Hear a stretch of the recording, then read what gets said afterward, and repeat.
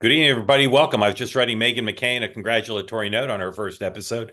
Super excited to welcome her to the Two-Way family and very excited to welcome you all here for what I call a very special episode of Two-Way Tonight, a focus group on Elon Musk and Doge amongst some young folks who are super thoughtful and super interesting. And that'll be most of our episode tonight. I'll do a quick newscast.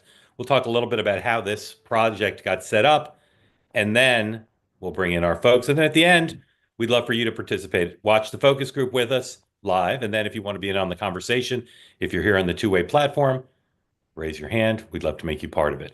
If you're watching on YouTube or X, please, presumption of grace for all. And as always, peace, love, and understanding. The folks who are joining us tonight are doing so to share. And you may hear things you don't agree with, but let's all be kind because that's what we do here. Spirited debate is great. All right.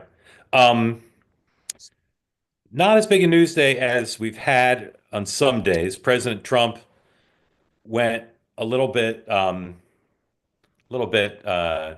on social media today on Truth Social. Did three things. One is he called President Zelensky a dictator. People point out he's not said the same thing about Vladimir Putin, escalating the war of words between the two leaders. And Zelensky didn't like it, and some people on Capitol Hill didn't like it. You know, words, words, words. It's not. He didn't punch the guy or arrest him, but it certainly escalates the language between them, and it leads those who are critical of the way Donald Trump is posturing between Putin and Zelensky. It leaves them disheartened, and some members of Congress who are close to President Trump, like Lindsey Graham, are saying they're gonna get involved and try to fix it up. Second thing President Trump did on Truth Social was unambiguously sided with the House on the question of whether there should be one or two reconciliation packages in the Republican only negotiations over how to deal with taxes and spending and a whole bunch of elements in the Trump agenda. You might recall, if you watched the morning meeting, that one of the three hosts of the morning meeting said, "Watch the House bill." Well, I won't remind you who that was, but probably tomorrow in the morning meeting, we'll play the whole segment again just so the record can be clear. This is a bit of a surprise because the Senate usually has the upper hand when the House and the Senate disagree. The senators were pretty surprised by Donald Trump's post, which came shortly before J.D. Vance, former senator and vice president of the United States under Donald Trump, had the pleasure of dining with Republican senators and in the room explaining that President Trump was still open to lots of things. Remember, he said before he wanted one big beautiful bill, and if somehow the Senate rose up and passed their bill and the House couldn't, I think he's fine with two. Some people are speculating that the reason he endorsed the House bill was because the speaker said, "I can't pass the House bill unless you say you're all for the House bill." And it's important that the House pass something. So it's possible that this is a Trump placeholder, but it's put the if you're going to Ladbrokes and putting down a fiver, you'd put it on one beautiful bill right now after what President Trump did. He is the leader of the party. We'll have more on this matter tomorrow on the morning meeting. Lastly, the president said on Truth Social, New York City, which imposed congestion pricing, where you have to pay, I think it's $9 if you drive below 60th Street in Manhattan. He said the federal government's not going to approve that. Kathy Hochul, the governor of New York, said, "We'll sue you over it." I live right above 60th Street, and I don't have a car, so it doesn't impact me very much. But this will be a big fight, so keep watching that. The Washington Post reported, I believe others have confirmed, the Pentagon is going to face spending cuts. I've long predicted this and thought it would happen because you can be for strong defense, but if you're for ferreting out waste, fraud, and abuse, and you exempt the Pentagon from cuts, you're crazy because the Pentagon's got more waste, fraud, and abuse, or I shouldn't be more. Pentagon's got plenty. I want to say maybe as much as any other place. And so Pete Hegseth is going to be charged with finding cost savings while demonstrating that America's readiness will not be undermined. Here in New York, also, Mayor Adams, the hearing to determine whether Judge Ho, would allow the Justice Department to withdraw the prosecution. That's normally a pro forma thing. Normally, if the prosecution goes to the presiding judge over the case and says, "We don't want to prosecute anymore," the judge says, "Great, this is out, case dismissed."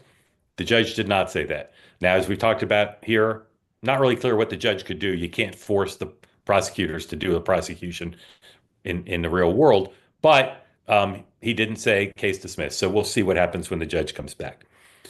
We're going to talk about Elon Musk tonight. Huge topic, and I've been kind of frustrated and amused. I've not seen, and maybe somebody on here will correct me, but I can't find any evidence that there's been any public focus group about Elon Musk. I'm sure there have been a lot of private ones, but to hear voices talking together about Elon Musk and Doge, I think is really important because um, he's got so much power, he's got so much influence. Three new polls out today, Gallup, Reuters, and Quinnipiac, all show President Trump's numbers slightly down, not cratering, but slightly down, particularly in some areas that are impacted by Doge. And Musk's numbers not particularly good. A lot of people thinking he has too much power. He has enormous power. And as we talked about this morning, he's sitting side by side with the President of the United States in a joint interview, more airing on Hannity tonight after such a long segment last night. And so I think it's important to understand the world's richest man teaming with the world's most powerful person in a way that is unprecedented. And so when I was contacted by Milana, uh, sorry, I'm having a little technical difficulty in I'm using some new headphones. And in any event, when I was contacted at our live event in New York, what was that, a month and a half ago, 2 months ago, by Melinda Senna, she said, I run a firm that does research. Could we work together? And I said, Melinda, that sounds great. Let's get in touch. So we got in touch a couple weeks ago, and we very quickly hit on an idea for a project of how to investigate how people are feeling about Elon Musk. So let me bring in Melinda. Melinda is the founder of a company called Look. And Melinda, first, I want to thank you for being part of this. And then second, explain to people what your company does. And really, you don't do politics normally, but so explain what Look is in the business of doing. And again, thank you for being part of this. Yeah, really honored to be a part of this. So Look is a market research firm, and we have a platform that we created that facilitates one-on-one conversations with people, all ages, all subjects. And as Mark mentioned, we've never done any work in politics, but when I've been a fan of Mark Halperin's for many years now, since his Morning Joe days. And when I came across his platform before the election, I was really happy. And as everyone remembers, I think it was a very anxious time, and it was confusing to know where to get your news. And I found this platform to be a place that was objective. I loved the objective of peace, love, and understanding. And so I simply said to Mark at the live event, if there's anything that we can do to support you, we'd love to. So let me know what your burning questions are. And honestly, I think it really only happened about a week ago, Mark, that we started talking about Elon Musk. And so last weekend, we pulled together at Look a study of 50 individual interviews with young people. That's what Mark wanted to focus on. And so we did that. And it was a really interesting cross-section of people that skew left, skew people, people that skew right, wide range of news organizations that they listen to, and 7 or 8 of them have agreed to join us tonight. So we're going to talk to them about some of the things they had to say in that study, and I guess all of you can ask them questions as well. So thank you to all of you, 7 or 8 people that have joined us, everyone from Steffi and Matthew and Evan and Biswesh, Cassandra, Antonio. We're really happy to, and Evan, Yep. happy to have you here tonight. Yep. So as my colleagues bring in our focus group participants, thanks again to Melinda and to her colleagues at Look, who have been incredible to work with. And again, as Melinda said, this got turned pretty quick. We settled on the idea, focus group on Musk, and to talk to younger folks about it, because those are voices that we don't always hear. And the issues Musks are working on obviously have huge significance for younger people. So as they come in, I'll say again, if you want to see the whole study, not just the voices of the folks who are going to join us this evening, but the folks from the entire study, broader cross section, you can go to my Substack and see the summary of what was done. And again, we'll see folks coming in here. There's Andrea and Steffi and Evan. Welcome all in. Thank you all. Let's just start while we wait for the other folks to come in. Evan, and as Melinda said, there's a cross section in a small focus group. You're never going to have full representation of everyone, but we have folks here who support Democrats, Republicans, Independents. It's a politically heterodox group. So, Evan, just tell folks where you are, and if you want to tell them anything else about you, what you do for a living or what you're up to, you can. But just tell folks where you are if you would. Absolutely. Thanks for having me, Mark. I'm from Atlanta, Georgia. Been here my entire life, and I work in the sports entertainment space. Great, Steffi. Hi, I'm in Miami, Florida. I was raised in Ecuador, but I work in client relations management here. Great, Andrea. Hi, my name is Andrea. I'm from also Ecuador, but I live in Miami, and I'm in the medical world. Okay, and Andrea, not Andrea. Andrea, right? Got it. Correct. Okay, Antonia, welcome in. Tell folks again where you are. Something about yourself. Hi, everyone. My name's Antonio. I'm based in St. Pete, Florida right now, but I grew up in the Miami area. I work in the arts and a few other fields, but mainly in fine arts, and just happy to be here. Great, Cassandra. Yeah, I am currently in Fairfax, Virginia. Moved here recently from Seattle, Washington, and I'm just a college student right now. Great. I wouldn't say just a college student. Pretty important thing. Matthew, welcome in. Tell folks about where you are and anything else on your mind. Hi, everyone. My name's Matthew. I'm from the Boston area. I'm currently a student in the medical field. Okay.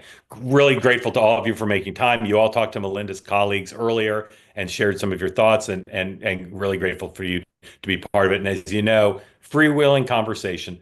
Don't wait to be called on. Jump in, agree, disagree, ask each other questions, however you want to go. Melinda and I will shape a little bit by introducing topics, but you all shouldn't sit silent. You should jump right in. Uh, let's start with Steffi. Steffi, just tell me sort of the arc of your connection to Elon Musk. When did you remember first hearing about him? What did you think of him before he started working with President Trump, and what do you think about him now?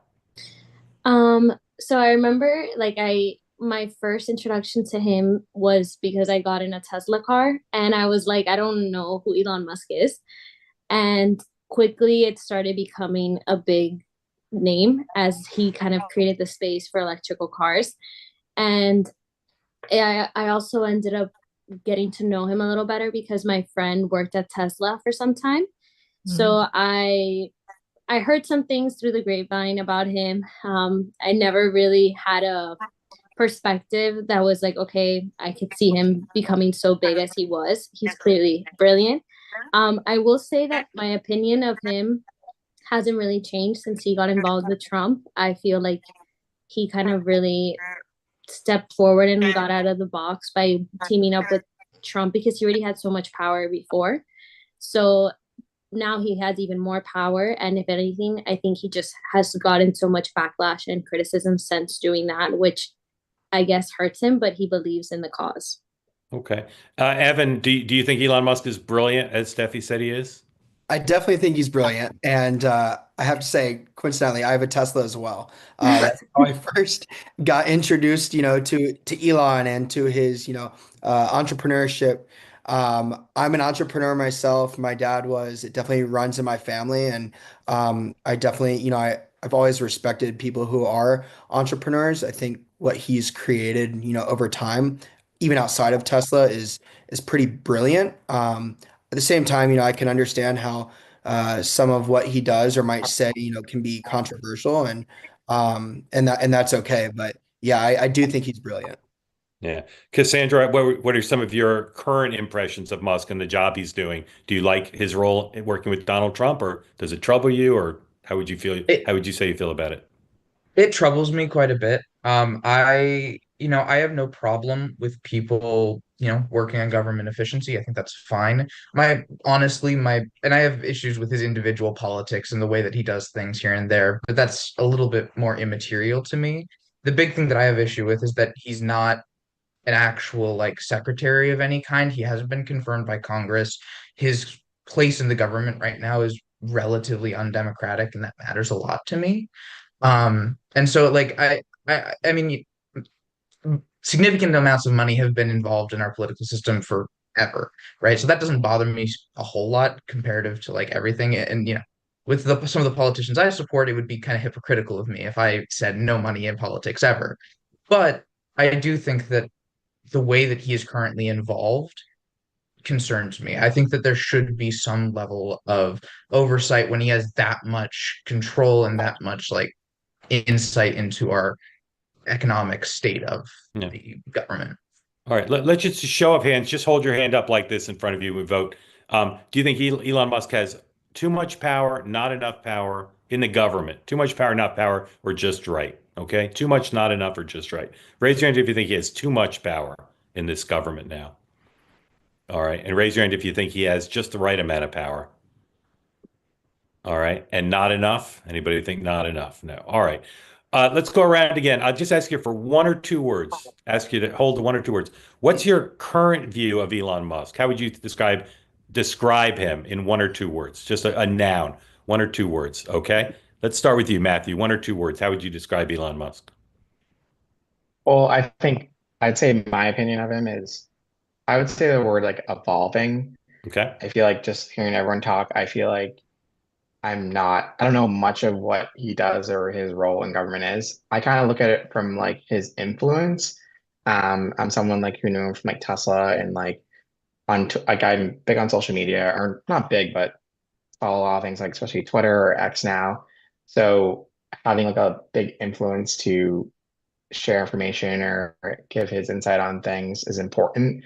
So I feel like it's evolving in terms of like how that influence can be used for good or bad or whatever policies or anything like that.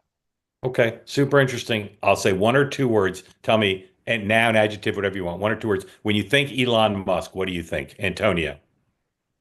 I mean, if I had to break it down, probably three would come up, which would Yeah. be impulsive, reckless, and unqualified. All right. Andrea, one or two or three words. When you think of Elon Musk, what do you think about? Innovative and ambitious. Okay. Cassandra? I'm struggling to think of one. I think that ambitious is a good one, but I don't super mean it in a positive way when we're Mhm. talking about this. Okay. Steffi? I would say entrepreneur, Hmm. but at the same time also kind of like too spread out. Okay. Evan? So Andrea took mine, but innovative and Yeah. just creative. Yeah. Some people think he's weird. Do you guys think he's weird? Yeah, a little Everybody bit. think he's weird? What's He's weird? he's, he's quirky. Quirky. What's Steffi, what's weird about him? I mean, I think he's just a little out there. I think in a lot of the stuff that he says, especially like just like naming his son X, I thought that's just, something I wouldn't do. Okay. Anybody else see anything about him that they find a little odd or eccentric? I just think he's like not your typical entrepreneur, not your typical CEO, not your typical figure that you would, see in government. He's very out there, and at the same time, like it's one of the things it can be dangerous, but at the same times, I think that it sets him apart and could bring a lot of positive change and uniqueness to the work that he's doing. Okay. Raise your hand if you're following at least somewhat the Doge, the Department of Government Efficiency. Raise your hand if you're following the activities of Doge. All right. So three of you are. So Antonio, let's start with you. Explain as best you can in your own words, what is Doge's mission and what do you think of their mission? I'm just going to preface that with saying I'm not following the blow by blow, but I am kind of broadly. Yeah. When I see something with Doge that comes up, on the news, I'll probably pay more attention to that than whatever random things happening in the day. But yeah, it seems it's a new agency tasked with making government more efficient. So DOGE stands for Department of Government Efficiency. So it doesn't operate the way other departments or agencies would. Like someone had mentioned earlier, Musk as the head of this brand new organization in government was not confirmed by the Senate or Congress. So this is kind of it's a bit of a rogue group. I think that the concept of it, the principle of it, is a good one. I think government. It's always a good thing to have government be as efficient as it can be without suffering, reducing the quality of the services. And I think that's probably where some of the issues are here with the way Doge is operating. Like a lot of things in government right now, and really for a while, there's no real standard or metric. So it just seems to be a personal matter of, who you like in putting that person in charge of things. He, if you look at what he's done elsewhere in his life and in his career, it's sort of similar to what we saw with Twitter. He seems to have, if I remember right, he just kind of purchased Twitter on kind of a whim and asked, his followers, if I should just buy Twitter. And then went ahead and did it, and then kind of had cold feet. And then he was kind of pressed on keeping it. And once he got in, just did the kind of mass firings. So it's arguable that if he's actually made Twitter any better, certainly its pricing and valuation have fluctuated dramatically. But this is not an expertise driven kind of effort here. So that's one of my kind of critiques of it, that I think this is an idea that is a good one at its kind of, on a basic level, but the way it's being done is more like taking a blowtorch in every direction instead of actually thinking in a measured way that's, standard driven, metric driven, qualification driven. We're kind of in an era now where resumes, mean less and less. Yeah. Antonio, that was a fantastic explanation. And very balanced, kind of objective. Raise your hand if you think cutting government spending, looking for wasteful spending, firing employees who maybe jobs are not worth the tax dollars money. Raise your hand if that sounds like a good idea to you, looking for efficiencies in government. Okay, so everybody but Matthew says good idea. Andrea, what do you think someone like Elon Musk could bring to that project? What strengths would he bring to looking for wasteful spending? I just think that he has no filter per se, so he can just say things how they are. Though it can be bad at sometimes, he'll like quickly weed out what is not needed, in my opinion. Because he's not very it's not like a normal way that you would do it, handling things, because he doesn't have that diplomatic background, so he just does things as he wants it, which can be bad and good at the same time. Great. Cassandra, you can jump right in. You don't need to raise your hand. Go ahead. Sorry, I'm still used to college rules. That's okay. Just jump right in. Yeah, I have to say I do disagree with that a little bit, that we are already seeing the mass layoffs of quite a few government employees. And I agree that like cutting down on waste in the government, which there is quite a bit, is super important. That being said, I don't think they're looking in the right places. They cut a lot in the IRS right in the middle of tax season, right before all these things are due. And part of cutting the IRS that they have been doing has been cutting down on services for the taxpayer. So making it harder to file your taxes and stuff like that. I think that our process personally for filing taxes and stuff like that should be as easy for the individual as possible. The fact that, we don't have a system that already does, prepays your taxes for you. You just get sent a bill like most countries in the world. There's a complicated tax policy reason for it, but I think it's frustrating. I've been paying my own taxes since I was like 15 years old, and it still boggles my mind that I have to do these calculations every single time. I think that right now we're not seeing the right things, and I do worry that there is some political motivation of Musk's, and also just like monetary incentive for him to cut specific things and not others. Great. Melinda. So in terms of what my hope for him would be, what I heard most of the young people in the study, all 50 of them, say is that they feel a little torn. They're interested in Doge. They want to see cost cutting, but as Cassandra mentioned, and I think Antonio also mentioned this, it seems radical. It seems like things are moving very fast. And so that's the tension that I observed in the study, is that there is cautious optimism that there will be some savings. We all know that the national debt is an enormous issue, but it's scary and it's concerning how fast things are moving. And, overall in the study, we saw that concern is rising among people in their 20s about Elon's role. Yeah. Steffi, from what you've heard about Elon Musk and his role, are there specific things he's done that you've heard about that bother you or worry you? I mean, to be honest, I think I could do a better job at keeping up with it. Yeah. The thing I did here today, like I was just minding my own business at work today, was how a lot of my coworkers were complaining about this tweet that came out that said that he's making $8 million a day from taxpayers versus someone else who works in the government is making $65 a day. And I don't know if that is true or not, but I do agree with everything that's being said in the sense that I think things are moving really fast and maybe there's a lack of accountability that should be there, especially for all of us who are paying so much in taxes to know what exactly is going on. Great.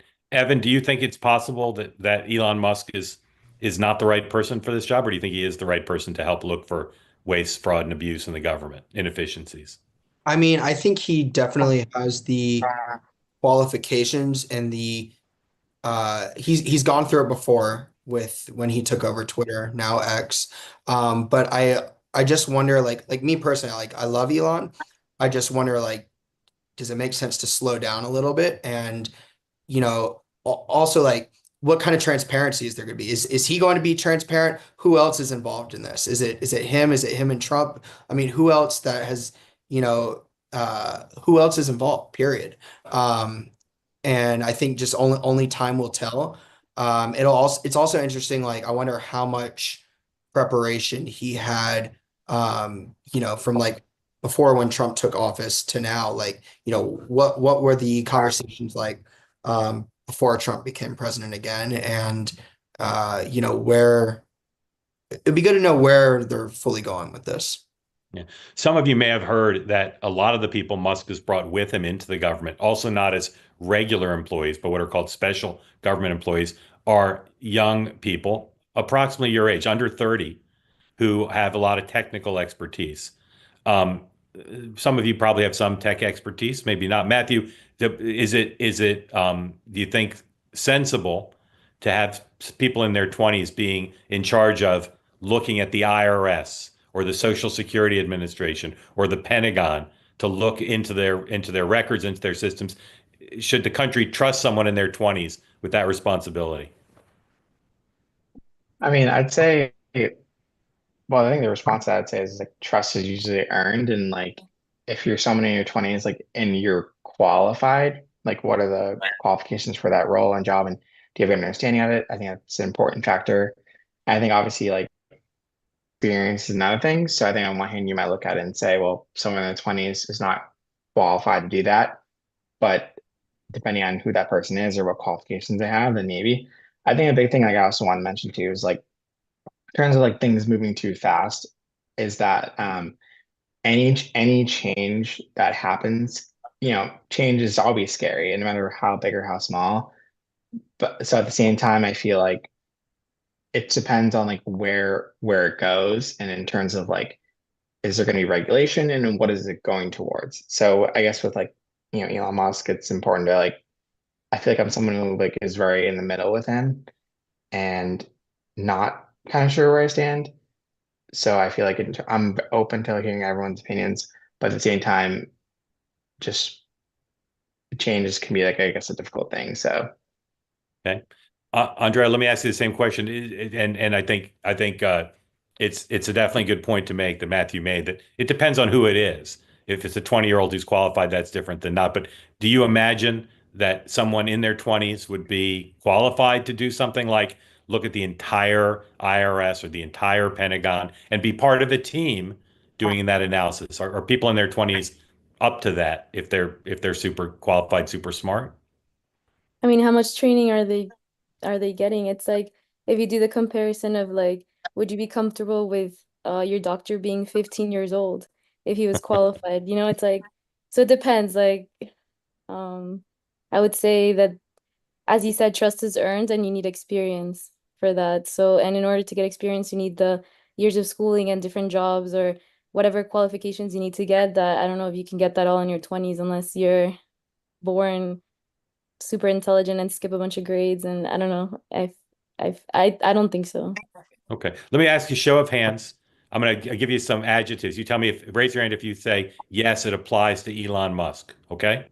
Yes, it applies to Elon Musk. Raise your hand and keep your hand up for a little bit just so we can see everybody if some people don't raise them right away. He has good judgment. Raise your hand if you think Elon Musk has good judgment.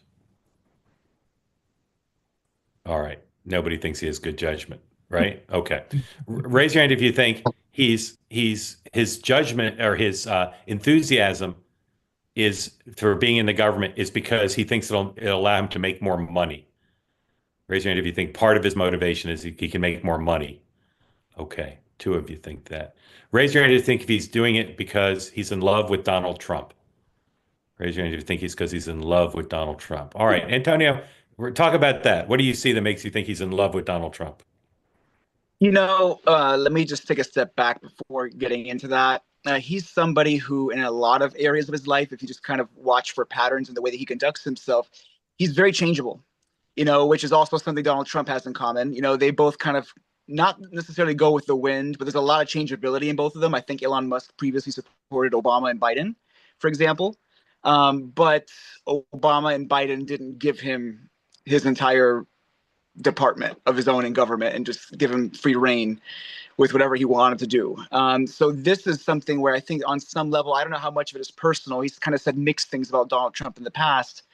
But certainly, I think there's at least some level of opportunism where, he feels he can have a larger amount of impact in this administration than previous politicians he supported in the past. Yeah. So I think at least part of it is that. I think a lot of the country has kind of evolved in their views of Donald Trump, as we've seen kind of in the changing of numbers in the 3 elections he's run in. So maybe some of that has been, kind of changing his mind as the environment in the world and the country changes. Maybe he's kind of changed with that. But I do think there is some level of opportunism on some level on his part. And I think I'll leave it at that. Okay. Steffi, what makes you think he doesn't have good judgment? I think he can be a little bit kind of, I don't know if radical is the right word to use, but I feel like some of the stuff he does, or maybe it's just me who thinks that because I don't necessarily keep up as much as I should with politics. But I think he just doesn't really announce things or just does things, whatever's on his mind. He's just like, okay, I'll do it because I have the money, because I have the power, because I can. Yeah. That's just the way I see it. Okay. Evan, you've sounded so far in our conversation relatively favorable towards Musk, but you also don't think he has good judgment. So what makes you say that? I'm kind of torn. I think he does, but I also think he doesn't, and I think he's very spontaneous. I think he's very he acts quickly, and sometimes that's just not the best thing to do. I Yeah. appreciate someone that acts quickly and wants to, bring change and bring it quickly versus, something that's a lot, trying to develop that over time. But I just think he acts too quick sometimes, and that's one of my own weaknesses. So. Okay. I'm going to ask y'all to answer the same question. We're going to go around and I'm going to tell you what the question is, and then I'm going to do a little housekeeping with the rest of the community. So the question I want you to answer is, as best you can tell, what would you say the main motivation Musk has is?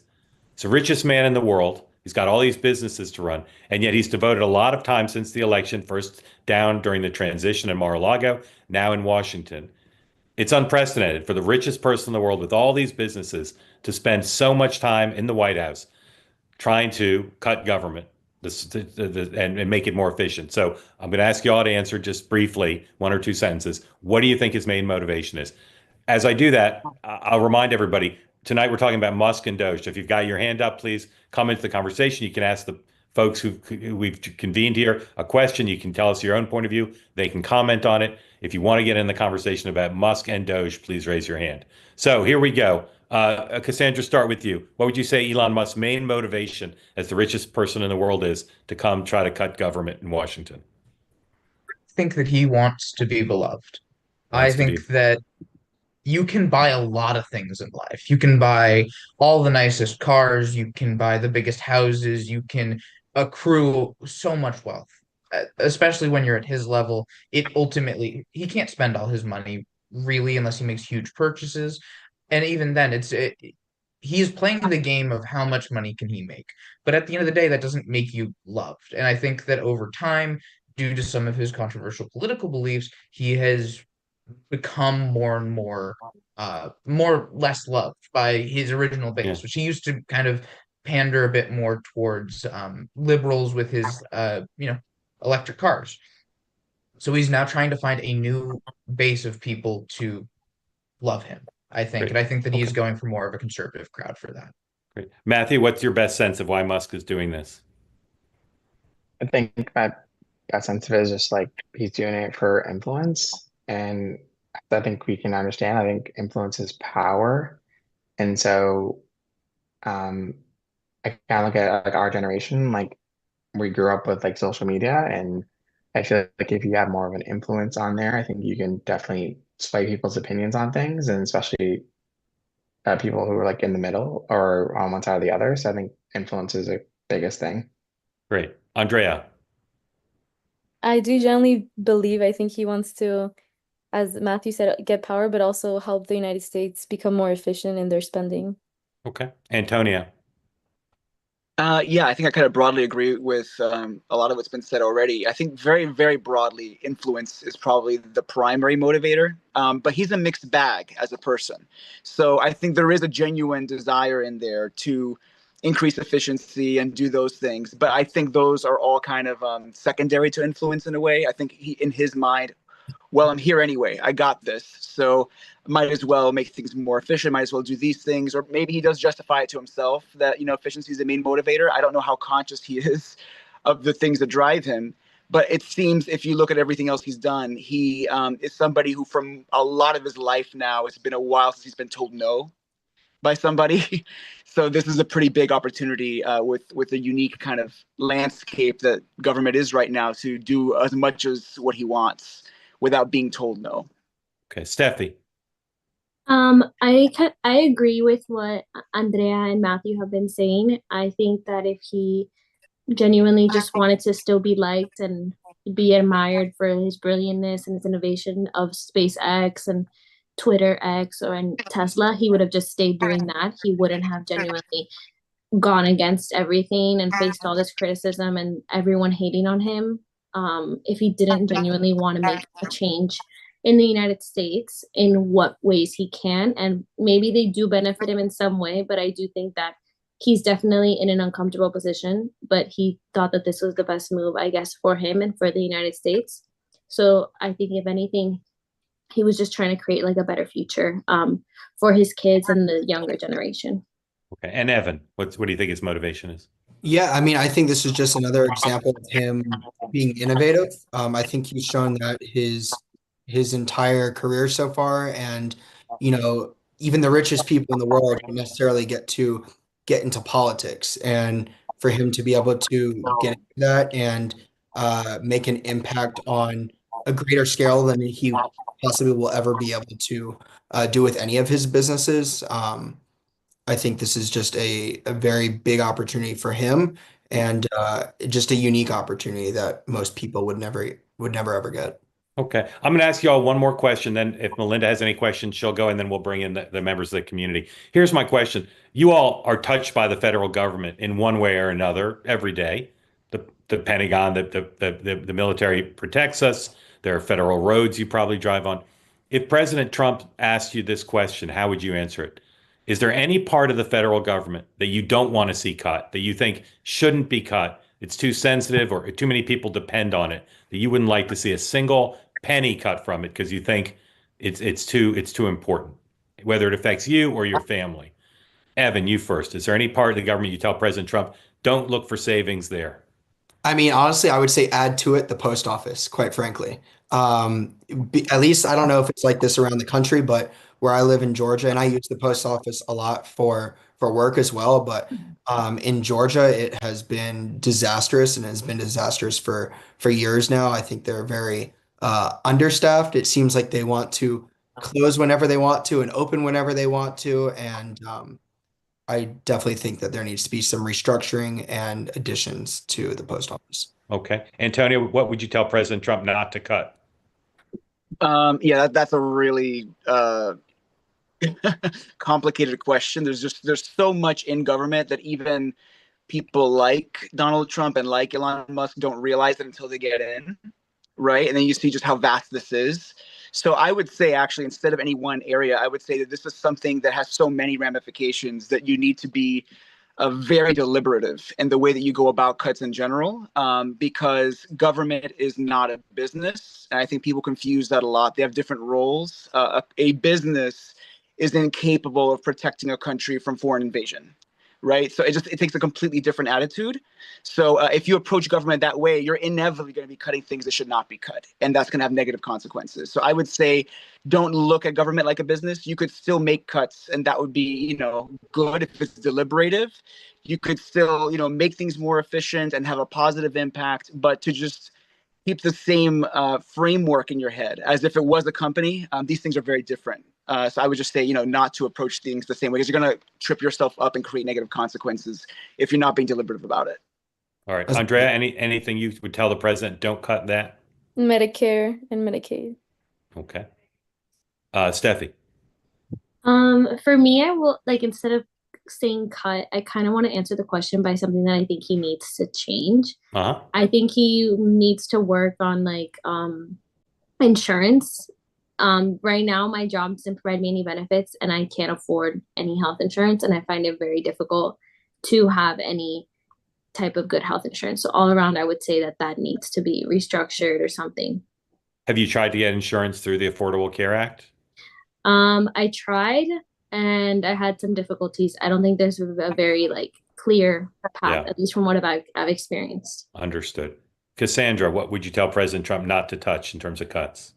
I would just say don't touch the street level administrators, because they tend to do most of the job, as opposed to saying don't touch this individual department. I think that legitimately the one thing I can say that I agree with Doge on this is that every department has waste. It's true. I think that we are looking at the wrong place for where that waste is, though. I think we need to be talking more about the middle management side of things. Like in schools, for example, a decent chunk of my background is in education policy for school, and a lot of what I'm seeing with problems in education policy right now is due to the significant amount of administrative bloat from the non-street level administrators, the non-people working with students, but the people just pushing money around, pushing numbers around, and stuff like that. If you were to focus more on those people and saying, hey, we need you to show your value to the larger operation, because on the one hand, yes, we're not a profit-making entity. We are a government with all these kind of things, but you don't want to be spending. It's not even about spending money. Those jobs don't need to exist, and they bog down the system with this bloat. And I think that's a real great. Matthew, anything you tell the president not to cut? Yeah, I would just say healthcare. Healthcare. Okay. Melinda, any questions for the group? I have the luxury of regrouping with all of these young people, so I'm going to forfeit because I know a lot of people have questions. Okay, so. great. Okay, let's bring in Kim. Kim, welcome, and tell folks who don't know where you are and question for the group or comment on what's been said. Up to you. Well, hi, guys. I'm from North Carolina, and I am your parents' age. And I'm so excited you're here because I teach in higher education.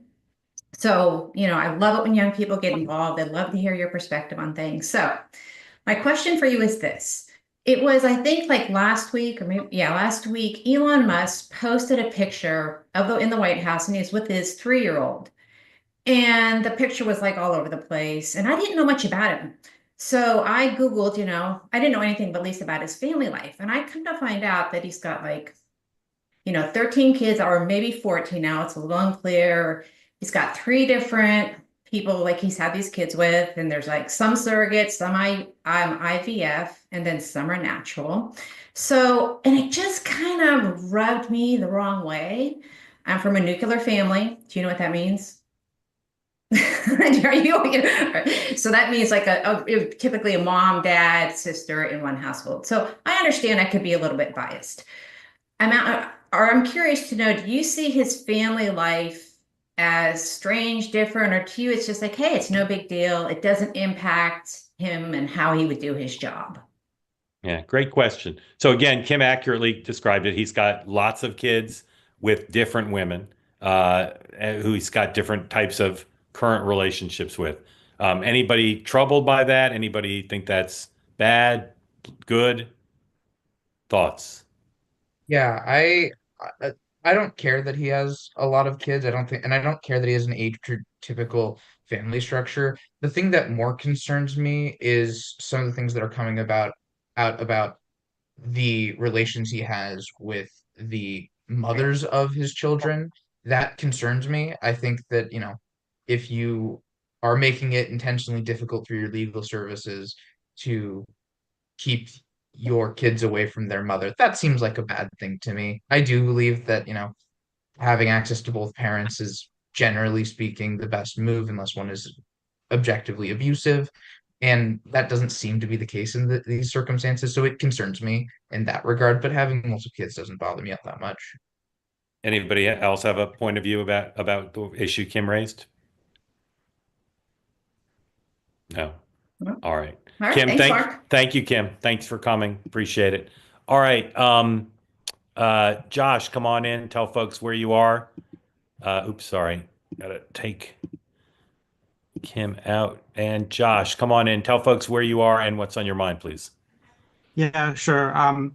Really grateful you're all here. Appreciate it. I'm calling in from the foothills of the Sierra Nevada, Northern California. And so my question for you all is about what I think is an underappreciated or underdiscussed aspect of Doge, namely its role in ensuring that the president's executive orders are carried out faithfully. So in an interview the other night, Musk stated that, I don't know, 92% of Washington votes Democrat, and he's concerned that that political affiliation might affect, the extent to which they comply or carry out the president's executive orders. And he indicated that Doge actually has a key role in helping ensure that these executive orders are carried out. And he gave an example. He characterized it as the government's putting up illegal aliens in hotels, right? So, and he says the president ordered that we shouldn't do that, but they were still doing it and using AI and our whiz kids and whatever. We found it with Doge. And I was wondering if you think that's, is Doge doing that? And if so, what do you think about it? Is it a good or bad thing? That's Josh, just to clarify, because I followed pretty closely, and I'm a little confused by your question. Are you saying how do people feel about him basically making decisions that aren't necessarily what the Congress has voted for or what the law says? Is that the issue? Not exactly, and it's not about Elon so much as Doge, but I think it reminds me of you if the government could tell the police to enforce traffic laws and maybe they don't, and so the government says, okay, we're going to put in red light cameras and speeding cameras. So a little bit with this sort of technological wizardry of Doge, they're somehow helping the president's executive orders be carried out more faithfully. And I'm wondering if people think that's accurate, and if so, what do they think of it? Does that make sense? Well, again, what's the choice? Either they're being too aggressive or they're breaking the law. What's the alternative argument? Because I don't think anybody is going to be against efficiency or against helping the president if they've been hired. Well, it's not efficiency so much as compliance with executive orders. So I think Elon might say that the left-wing administrative state is slow walking the president's executive orders due to their political affiliation, and we're going to come in and make sure somehow that they're carried out in spite of that. Yeah. What do folks think about? And again, Josh, I'm not sure I totally understand, but let me try this. What do you guys think about the notion of the people, Musk and the people working with this project are aggressively working to do what the president said, even if it overturns past practices or the way things have been in the government? Does that seem like a good thing or dangerous or case by case? Anybody have a point of view on that? Evan, I'll pick on you. I'm a little bit thrown off still by the question, but I do think, if President Trump was, he's been elected, I do think there needs to be a way to, make sure some of these things go through. If you say it's 92% in Washington, Democratic, well, then nothing would go through. So I do think that there needs to be some whatever that is put in place to help things go through a little bit easier. But I'm sorry, Josh, if I'm not fully understanding the question. Okay. All right, Josh, thank you. We did our best. I confess I too still am not sure I totally got what you were talking about. All right, James, come on in. Tell folks who don't know where you are what's on your mind, please. Go ahead, James. Oh, sorry. Yeah, my name is Jim, live in West Hartford, Connecticut. So I have just three questions for the group. So are you, and anyone, are you concerned about the level of the federal deficit, the federal debt? Okay, stop right there. Stop right there. Raise your hand if you think the federal debt, how much money the government's borrowed and we owe back. Raise your hand if that's an issue that concerns you. Raise your hand. All right, so everybody a little bit. Okay, James. So secondly, further, are you concerned about the government's ability to deliver services specifically to your generation, maybe not to you, but to your generation in the future? Yeah. Let me ask you this. Ask it this way, just as a supplement to that. Raise your hand if you think when you're eligible to receive Social Security benefits, there'll be a Social Security program that will pay you benefits in retirement. Raise your hand if you think the program will be there when you turn 65 or so. All right, nobody does. Antonio sort of does. Okay, and raise your hand if you think the government in general will be able to do what you expect it to do, what the federal government does.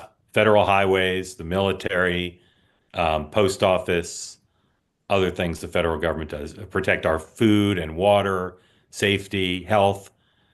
Raise your hand if you think the federal government will continue to do what you expect it to do. Raise your hand if you think they'll continue to do. All right, Evan, sort of. Everybody, sort of. Okay. Okay, and then James. just two more things. So you can prep. So what to the young folks, what does success look like? If Doge were successful, what does that look like to you? And how optimistic about the future are you? Okay, just in general optimistic about the Just future? general optimistic about the future, your future, Okay. the country's All right. future. Let me ask it this way. Well, let's do your first question. Evan, start with you. If President Trump and Musk and those they're working with, if they're successful, how would that look to you? What would that mean in terms of savings or efficiency? Just your general characterization of judging. How would that look to you? Success. And I don't know the amount, the dollar Yeah, amount, but I definitely sure. think the reduction in the debt.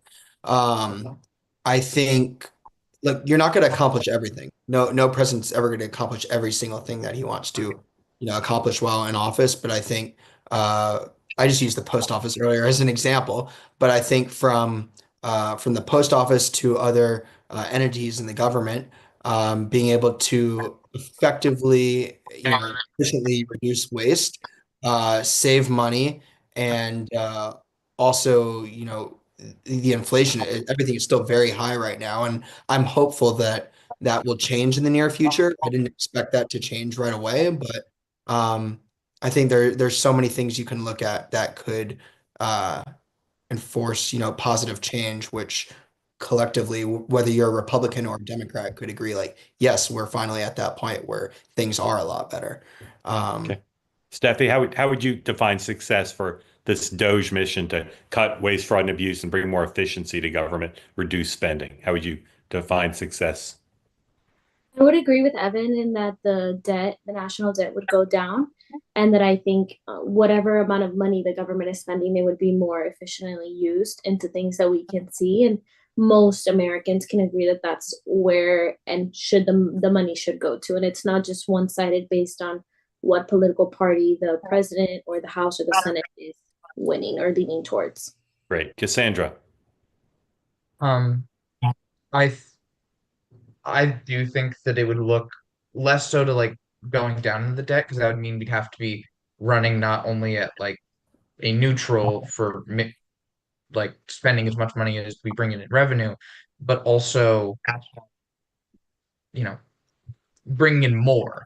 And I just don't think that's super reasonable within 4 years. Maybe I'm wrong. Yeah. Okay. I could be, but Okay. yeah, I think it would look something like that. Okay. Matthew. Yeah, I'm not sure how best I can answer this question, but I feel like having less debt would be a great thing. But overall, I feel like the success of the administration, I think, are dictated just to like putting in steps in place to help in terms of like you asked about our generation, steps in place to ensure that things are moving in a better direction for the future. I think looking ahead to the future and like being goal oriented is really important. And then I think Jim asked like about like how I envision the future, and I feel like I think in my opinion, it's definitely boring. I mean, it's kind of like an unknown. We don't really know what to expect. And I think we always got to remember that the policies or things you put in place now will be important for the future. So it's an important time, I'd say. Okay. Let me ask you a show of hands to go to Jim's last question. You think about the opportunities your parents had, okay, with being able to buy a home or have health insurance or being able to afford vacations for the family. Raise your hand if you think you'll have as good or better economic opportunity as your parents had. Raise your hand if you think you'll have as good or better economic opportunity as your parents had. All right. So that's not a surprise to me because this is one of the real trends in America over the last 50 years. More and more people, your parents, if I asked your parents would probably say the same thing, that you won't have the same level of economic opportunity as they do. So you're not your point of view is not uncommon. None of you raised your hand because that is unfortunately the point of view of a lot of folks in America. James, thank you for coming in.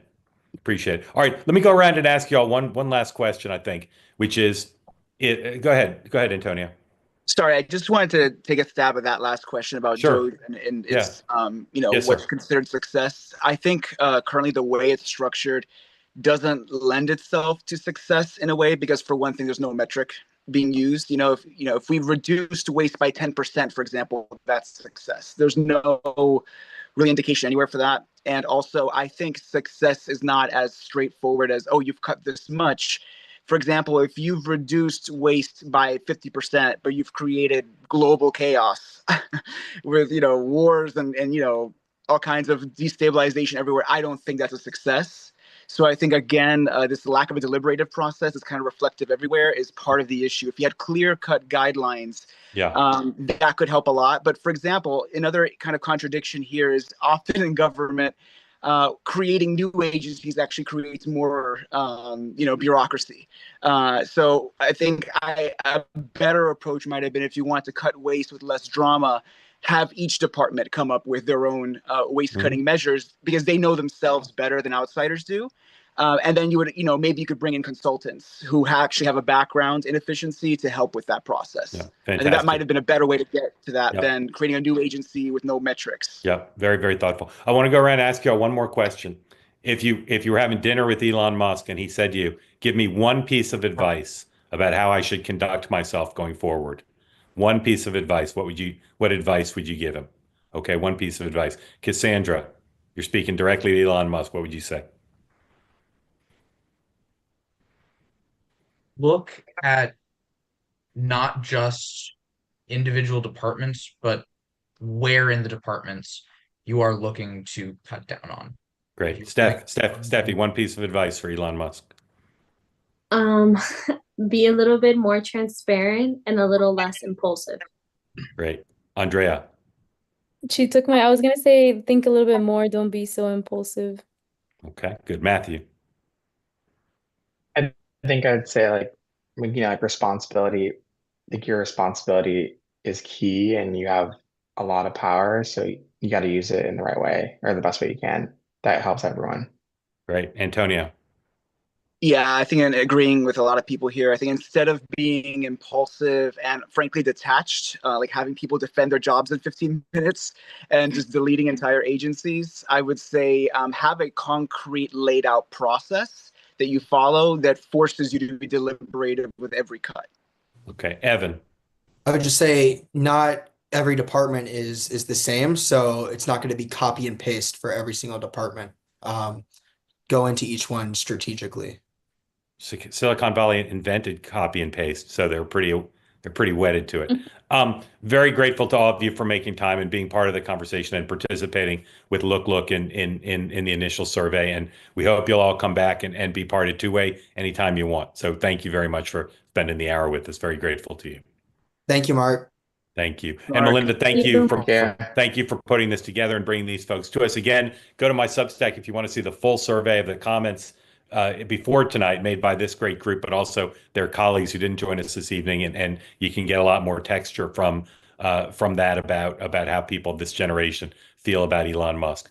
Tomorrow morning, 9 a.m. Eastern time, we'll be back with the morning meeting, and then tomorrow night, 6 o'clock, regular version of Two-Way Tonight. Then it's 7 immediately after, so just an extension of the regular program. We'll be doing a show on strokes and how you can live a healthy lifestyle to avoid diabetes and strokes, and what signs to look for if someone around you might be having a stroke, because identifying that, getting them to the hospital as soon as possible is extremely important. So we'll tell you the story of why we're doing the show and who's going to be involved. You can look at my Substack as well as my Twitter feed to understand, but we'd love to see you tomorrow night for that.